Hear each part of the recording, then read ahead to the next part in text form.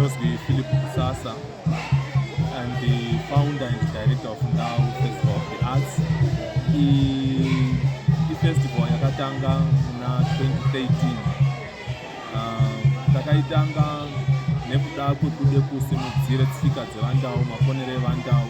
Kakurutu tatarisa kuti mukusangana nevanhu vanobve kune tsika dzakasiyana nedzedu pane padzikisirwa ketinoita kana kusazwisisika ketinoita. Saka vavariro yedu sevaNdau ngekuti vanhu vauye pedyo kana padhuze kuti vazive kuti maponero edu akadii, nokuti vakationa vari kure vane maconclusion avakaita asiri iwo.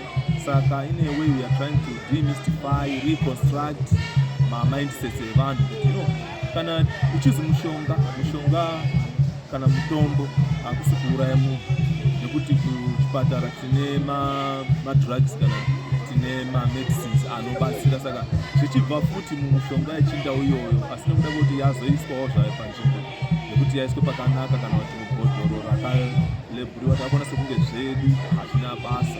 Saka pakusimudzira uonohwu ndopatakati ngatitange festival, ngatitangire culture center. Culture center yedu inozwi pai yapo Arts Development and Heritage Center iyona ine. Saka we want to capture life yevaNdau, kakurutu takaningise zvinobate tsika nemaponero avo. Tikaningisa kuremeredza kwemene kwainga kwapera mwana. Saka tinoda kuedze kudzosa, nekuti vana ava vanomboende nzvimbo dziri kuretu kana ndau dziri kuretu nekuda kwekusangana nechirungu kwatakaita. Saka pano nepapo tinoda kuedze kuti tipe vana gwara hwaro kuti kuende kure kodzidze zvetsika dzimwe hakuna kuipa, asi ukanga weiziyawo zvako unenge une simba rakawanda kana kuti unonga weipone zvakanaka. Vana veduzve tiri kuone vana vedu vari kutoshaya maskills ekupona ndiwo nekuda kwekuti vaende kobate zvimwe zvacho zvinovaremera. Saka tikatarisa concept yedu kana kuti zvetiri kuda, culture yechindau ine ma-creative skills pachayo. Mukaiteerera madances echindau asati atotepiwa, nekuti munhu akazvikwanisa kana kuti vana teivadzidzisa vakazvikwanisa vanokwanisa kutobuda veiende koitawo veione chouiri. Tikatarisa mabeads, titorina mabeads etinokwanisa kuti tiite anoto-identifyawo maponero edu. Tikatarisa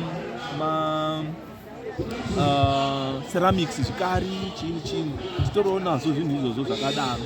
Tozotarise folktale chaiyo kana kuti literature yedu, wisdom literature, zvinhu izvozvo tinoona kuti vanhu vakazvibata kuti titori nengano dzedu, tine zvinai zvedu, titoriwo mastories edu anechekuita nechindau. Saka tikabate ndau as a language pachedu, semuono watobudazve kuti government yakuzvimirudzira kuti ma-indigenous languages ngabude, tinotoone kuti mwana wazvibata unorarama uchanyore novel, uchanyore ngano, uchanyorawo zvaanofunga musoro mwake through poetry. Saka vana ava tinovadzosa kuti mweuri unorarama and usina dambudziko, nekuti ukatange poetry yako unokwanisa kupefoma kutown wodzoka, you are safe. Ukaende kutown usina choonde koita, you can be abused.